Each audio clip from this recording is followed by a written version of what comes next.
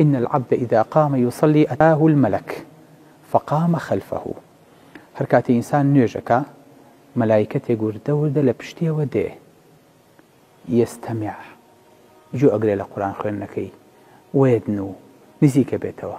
فلا يزال يستمع هرجو أقرأ ويدنو هنزيك بيتوا حتى يضع فاه على فيه حتى دم يخات سر دمي إنسانك.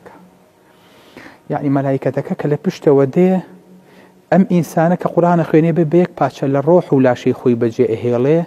ملائكتكش بو خوي نور الروح يتناول شكوا حتى دم خات سر دمي عبدك. يعني لقل ملائكتك أبي بيك باشا دمي عبدك ودمي ملائكتك أبي بيكش تجوليه هرشي عبدك إلي أجيتناو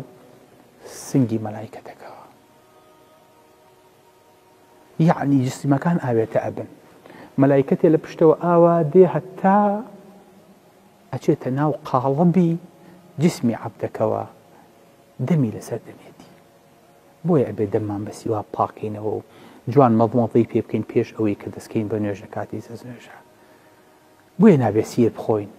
بوي نابي جگر بخوين بوي نابي بوني بيز لدمان بي